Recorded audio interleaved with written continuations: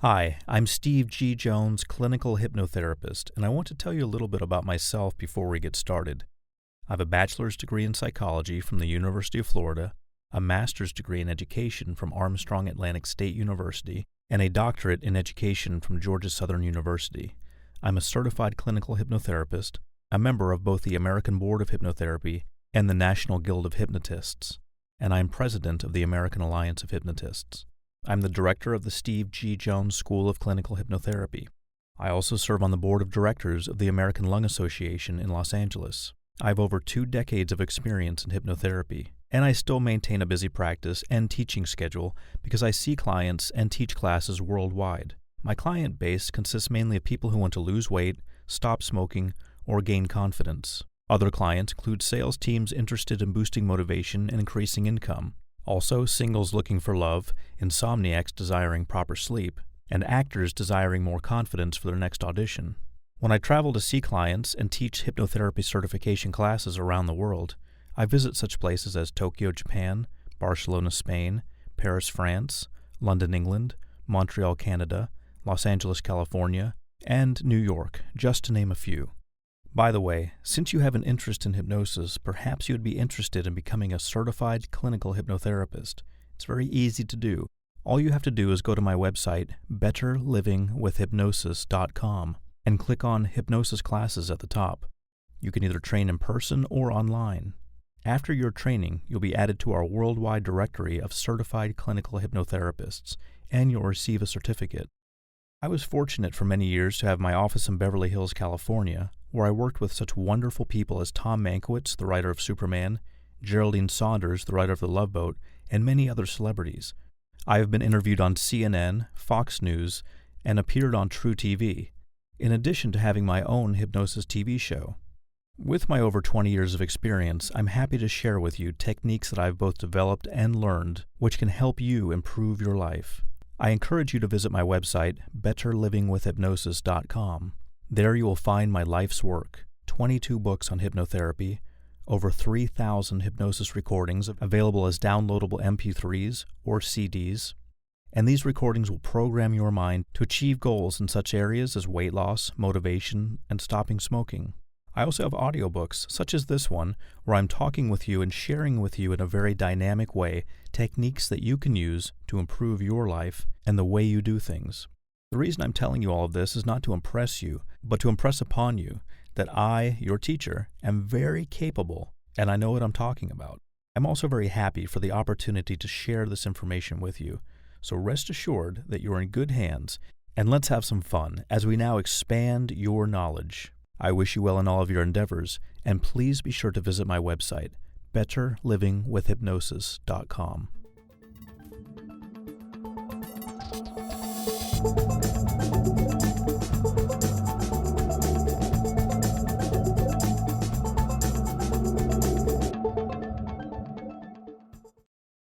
I'd like to introduce you to a wonderful person right now, a good friend of mine. His name is Jonathan Morgan, and I'm going to bring him into the studio, and he is going to teach you how to manifest miracles in your life.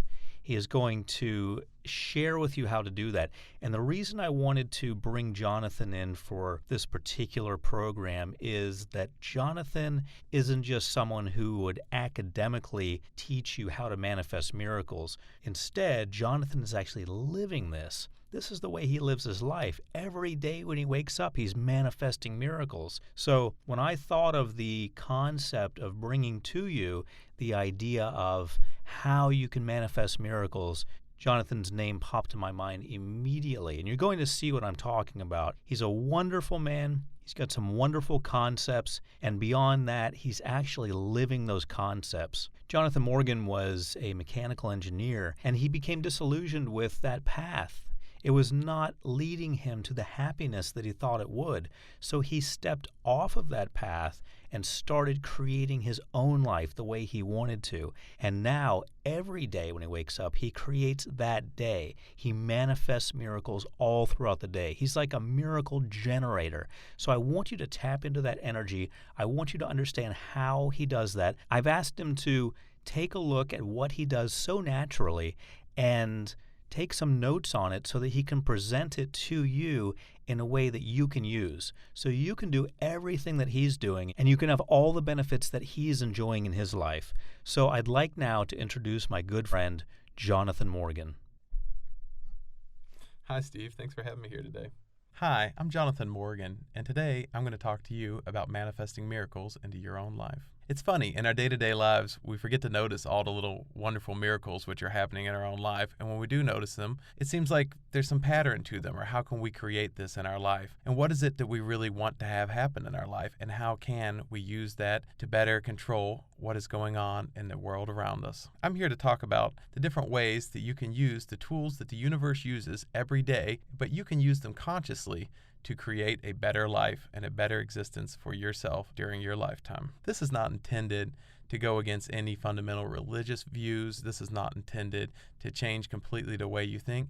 This is intended to be used as a small tool and a technique so that you live more consciously and you are aware of the creator that you always were. Ancient tribes for a long time have always believed that there was a connection with the great mystery. The connections with the great mystery would allow them to call into different elements to help them through their lives, would allow them to communicate with all plants, would allow us to mix our dreams with what's happening in the world around us. So much of their knowledge was lost as vast populations died years ago. But in that, a certain amount has always been saved. Now we're coming to a time in our life when people are starting to realize how it is and all these mysteries that these people were living. People are starting to realize now in their own lives how these tools and techniques are still being used today and how we can consciously use this. Focus on the donut. That's an expression I've heard time and time again. And I must say, I use this all the time in my daily life.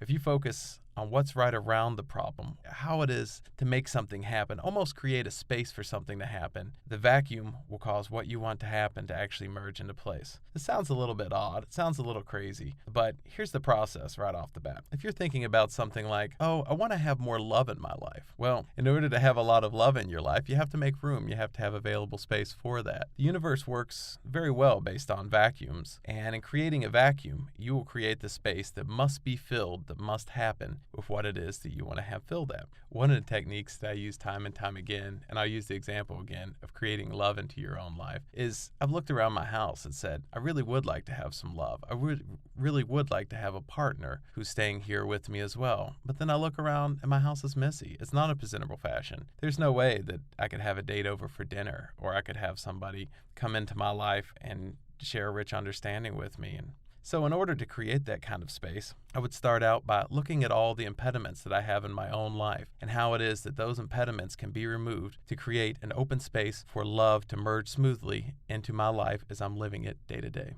What is my relationship with love? What is my relationship with myself? What are my feelings of that? Am I thinking of feelings of lack and limitation? Have I already blocked out love without even allowing it to open up into my own existence? Or is it really no big deal and I just need to let it flow? Things are happening all the time. How come it is that it happens so easy sometimes but not so easy other times? How come it is that it seems that people are more attracted to us when we're not searching for it? Are we searching for it based on lack and limitation? These are all the kinds of questions that we have to ask ourselves when we're trying to create something in our own life. I'll use another example. Let's say we're searching for, I want to have more money in my life. Well, I think it's very important if we want to have more money in our life, or anything we want more of, let's focus on our intention and focus on our relationship with that fundamental element within our own existence. Time and time again in my own life, I've said, I want more money.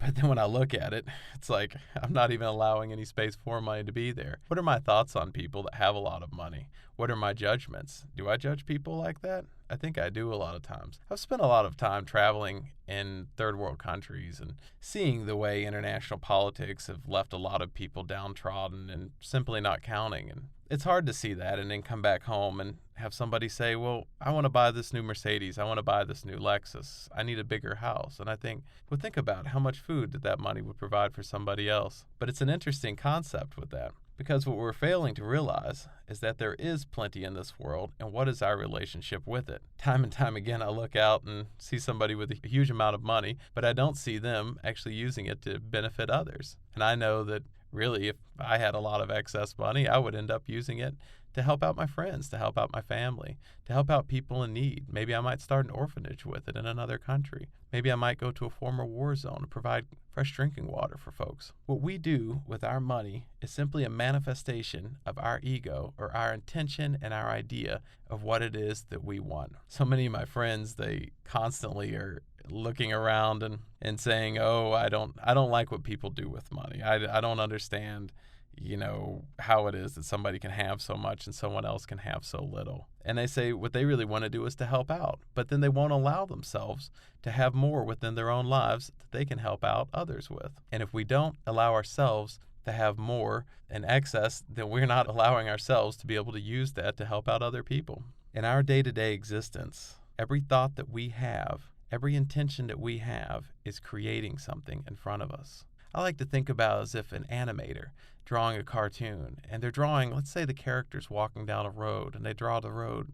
In our minds, we're creating what's right in front of us. And if we're not conscious of what we're creating, we're still creating it.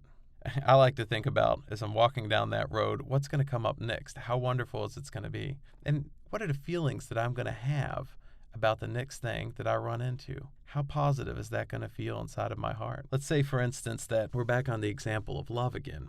I'm going to create love in my life. I'm going to have a real long-lasting, healthy relationship. Well, how is it that I feel about a long-lasting, healthy relationship? How is it that I feel about myself? Do I feel that I deserve that? Well, I do feel like I deserve that. And I do feel like this is the right thing for me to have in my life. And I do feel like I deserve somebody to share their moments with me as well. Well, if I've already set myself up for that, and then I realize that I am actually capable of handling myself in that relationship, because that's another one that sticks people a lot of times too. They all say they're ready for love, but when love comes around, people get scared. They don't know how to handle it because they haven't done their homework in advance to be able to prepare themselves for what's about to happen. Every thought that we have is creating an amazing reality in front of us. And those thoughts on love and life, on religion, anything it is that we have, we are manifesting right at that very moment. Elements are coming together to make things happen. Just as we ourselves are an idea which has come together, an idea which has been used and made us into whole beings as who we are, so is it that our ideas are creating things right in front of our mind. And I know you're thinking right now, well, if this is our ideas, this is what we're doing, then how much are my negative ideas affecting what I'm creating? Don't let yourself get into a position of feeling scared that all your negative thoughts are creating incredible negative things. A lot of times they do. But now you are aware, and now you are in control, and you can create the situation as any way that you want it to be. Another example I can use, again, is the perfect example of cause and effect. We know, for instance, that the banks have a lot of money, but we also know if we go in and rob a bank, what the results of that are going to be. So many people, they think about what it is that they want, but they fail to look at the effect and how it's going to affect them later on. And how is this going to affect their whole being and their soul throughout their life? I've seen people chase after large amounts of money, gain that, but still not ever be in the place that they were able to really hold on to it or really understand their perfect relationship with it. All we're dealing with whenever you're creating anything in your life is we're just making an object or a thing that can be used in any different way that you want to, and your intention is a very big part of it. In native tribes all over the world, there's many different names for it, but I'm going to use the term psychonavigating. And in psychonavigating, it's simply a matter of, similar to the idea of the illustrator drawing out the path before them. When you're psychonavigating, you are creating the path. You are creating all the elements in place, so the only thing left to have it happen is to actually have the event take place. One of the examples I've used of this is if, for instance, well, for me, I like to ride motorcycles. Motorcycling has been a very big part of my life. And I've noticed for years that I've ridden around and never had any accidents. I've watched a lot of other accidents happen and had a few close calls. One of the things that's worked time and time again has always been to focus on exactly where it is that I want to go. Let's say I'm going to get on a motorcycle and go downtown and go to a pizzeria. Before I even leave the driveway with the motorcycle, I start up the engine, and as it's warming up, I think about the exact roads I'm going to take, the exact path I'm going to take.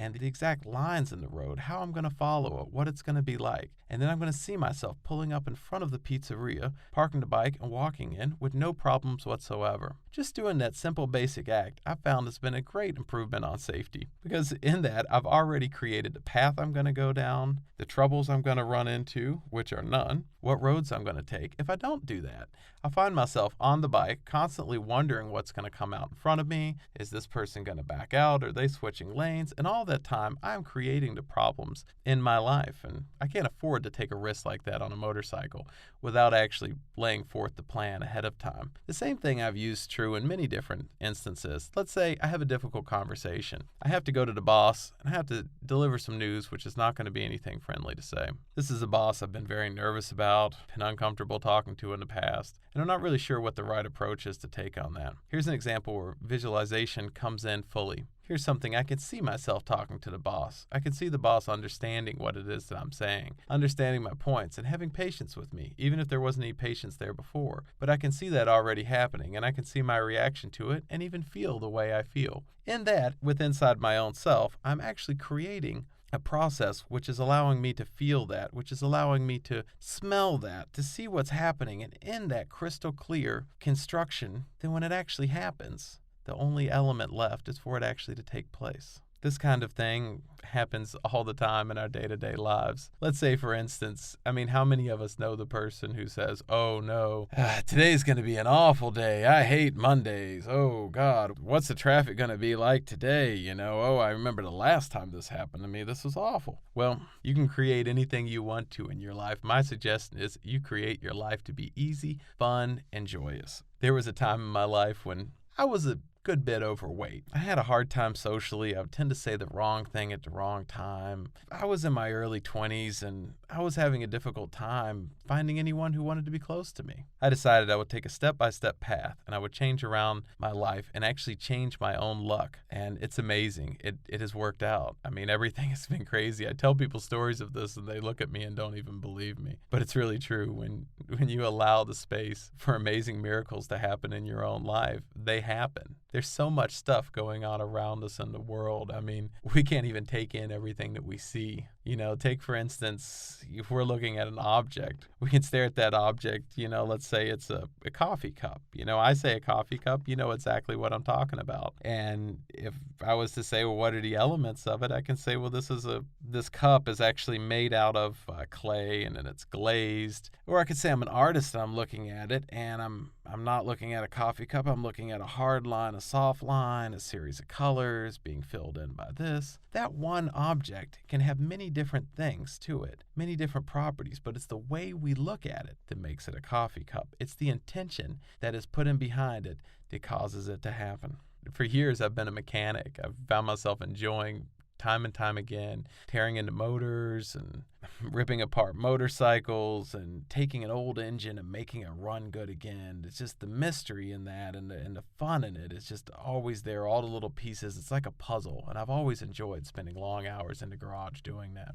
One of the things I found repeating itself is that with so many of my friends, they'll call me up when they have car problems and seek advice. And the friends of mine who really, really love their vehicles and really bless the things around them and just see them working right have a lot less problems with them. The funny part is for me is I know what all the parts are and I know what they all do. And I still believe that in that manifestation, we are changing the way those elements actually work. Another example I want to share in my own life. About 6 years ago, I decided it was time to try out some different things in life. I found myself going to a Unity church. And Unity, it's an interesting church. In one sense, it's a bunch of really happy people who get together on Sunday. It's not that much of a traditional church. Everyone gives hugs and everyone seems incredibly happy. It seemed a little odd to me, almost phony to see that many people that were that happy. And I asked the minister what it was that the fundamental beliefs were of this church. The minister said to me, well, every thought that you have, every action you take is a prayer, and the universe responds based on everything that you do.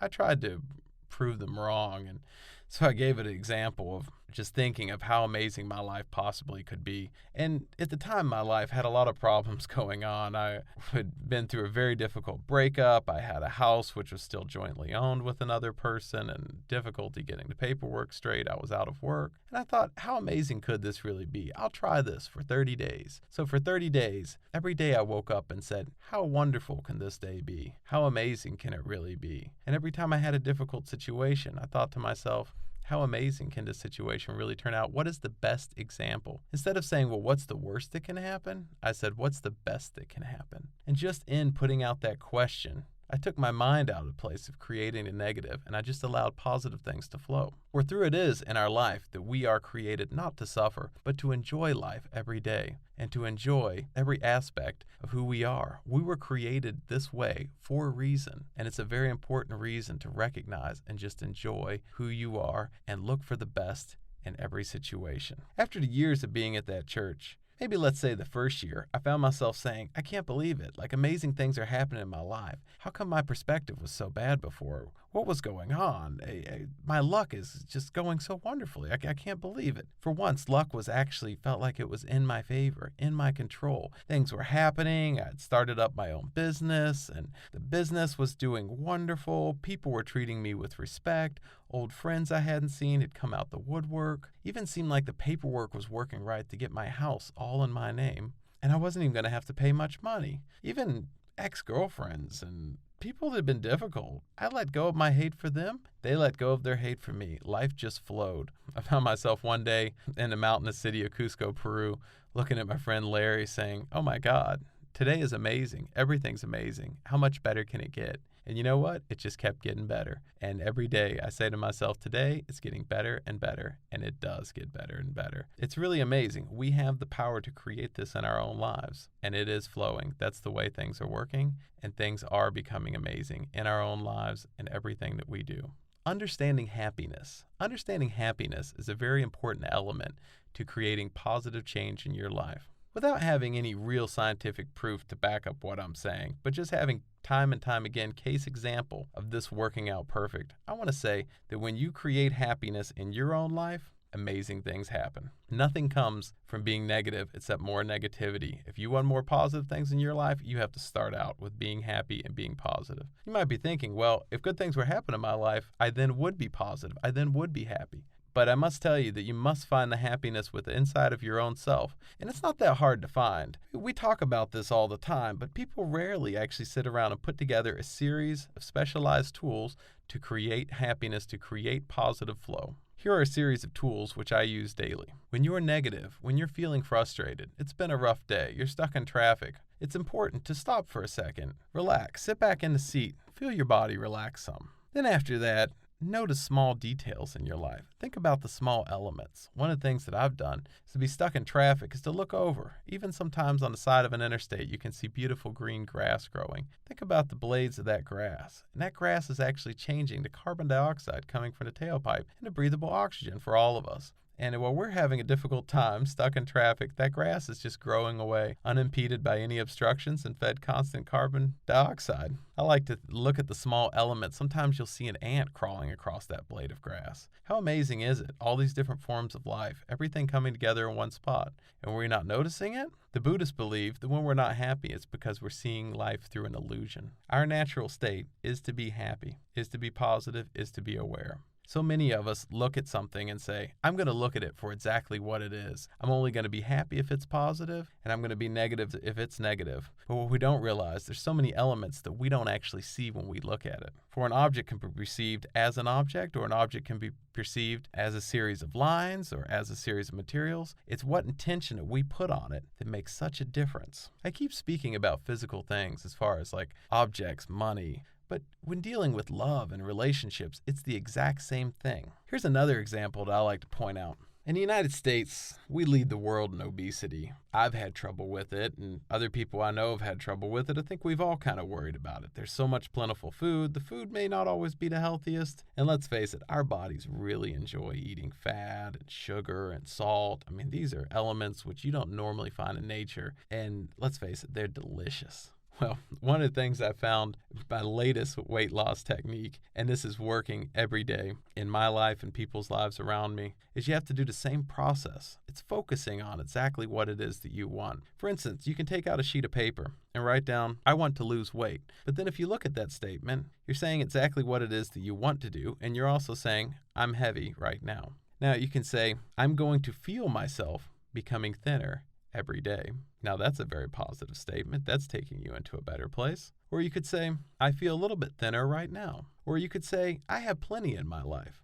I have wonderful food every day, and there's no need for me to store excess fat in my body. I will let go and release that. Or how about, I enjoy running. I enjoy feeling my body move. I like the feeling of my blood pumping through my veins and feeling alive and feeling youthful. Or I'm going to live a full and healthy life, and part of that healthy life is that I'm going to enjoy looking beautiful through it. How is it that I feel when I look beautiful? What is it that feeling beautiful means to me? How is it that I look to feel beautiful? And in that, you can even look in the mirror. You can even look at yourself and visualize yourself. It's almost as if painting an illusion, but then the illusion becomes reality. When I was growing up in Charlotte, North Carolina, it was a small city, and they kept saying, we're going to be a big city, we're going to be this, we're going to be that. We used to joke and say that we were the city that was trying to buy our way into being big. We bought ourselves a basketball team, we bought ourselves a pro football team.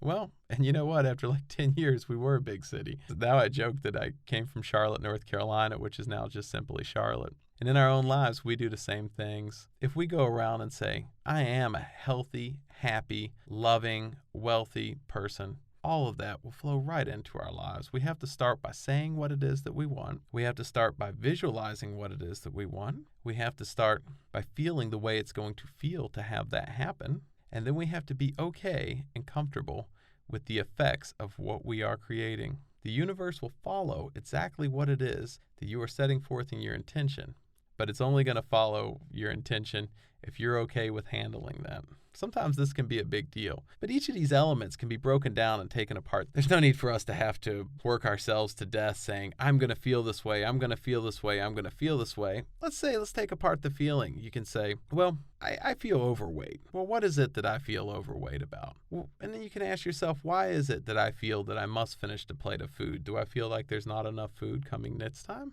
Do I feel like I'm going to starve at some point and I need to save this excess body weight? Or do we feel like it's so tasty and I don't have the desire to turn it down? Well, you can take apart each of these elements, and it's usually something much deeper than that. I know for myself, with weight, I found myself thinking, maybe I don't have enough in life. And that brings me to another place where you start to look at what it is that is your relationship with the world around you. What is it that you have around you? Or we can start with another process of saying, I really appreciate what it is that I have. This is another element that's so very important, is appreciation of your own life. If you don't appreciate what you have in life, you will not be granted more. It is through appreciation that more things will come. And I know you're thinking, well, if these things would happen, I would be able to be very appreciative. Well, these things are happening, and you have exactly what you need right now. And if you want more, then you have to be okay with what you have and allow the space for more to come into your life. I see people that say, I can't stand this old car that I have. I wish I had a new car. Every time I look at this old car, it just makes me angry.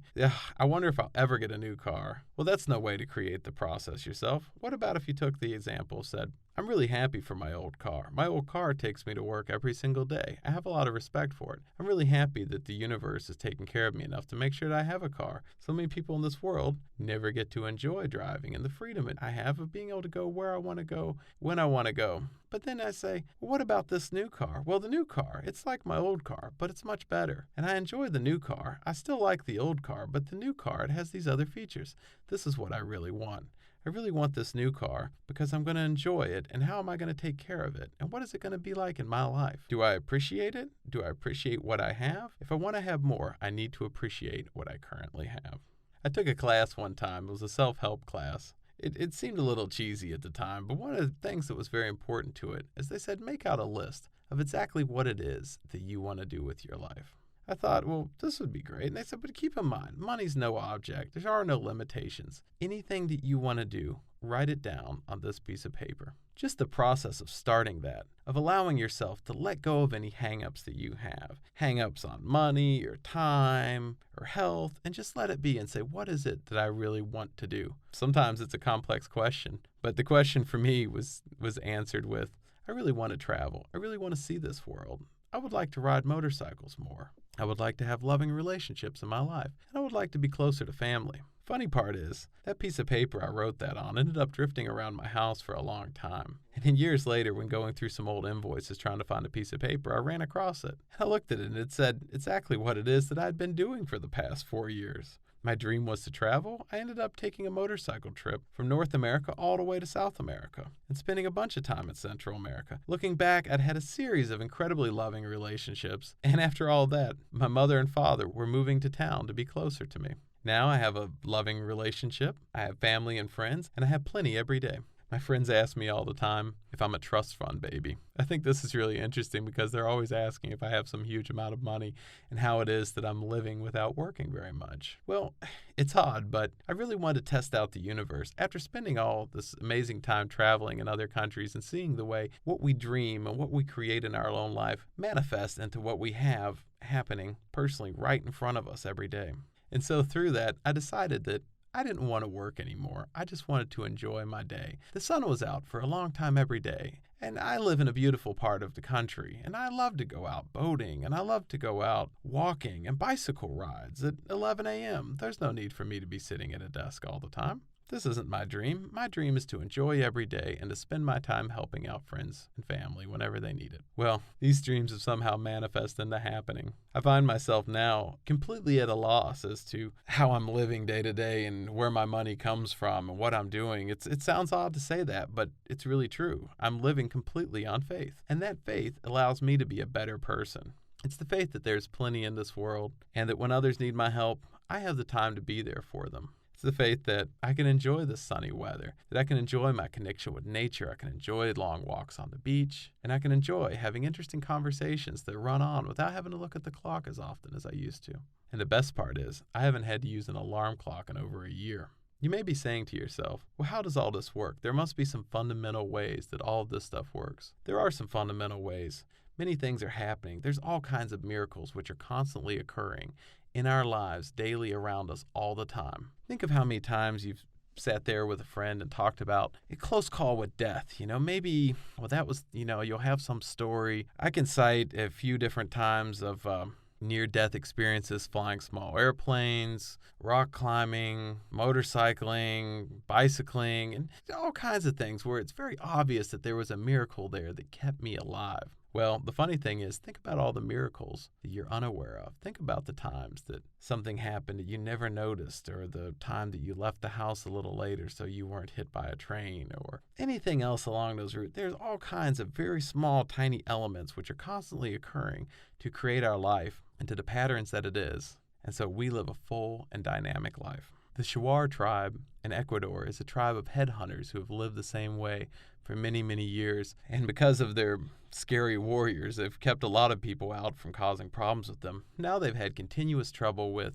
oil companies coming in, outside influences, destroying their current way of life. And now at this point, they're leading groups through their tribe and explaining to the groups how the tools and techniques that they've used for years and years can benefit them. One of the interesting stories about that I heard was referring to a man standing on the side of the water, throwing a rock into a stream and saying, "See this rock? This rock is like a car in the United States. And see as many rocks as there are along this bank. I hear of cities where there's that many cars.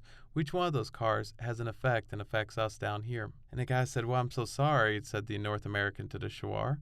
How can we change that? I feel like my hands are tied." And he said, "Oh, change that? That's very easy. All we have to do is change our dream." Keep in mind, he said, it was the dream of having large factories. It was the dream of having everyone having an automobile or two in their driveway. It was the dream of creating all of this that has had such an effect. If you want to change this, you must change the dream and you must change what it is that you believe in. These are the same tools that we use every day.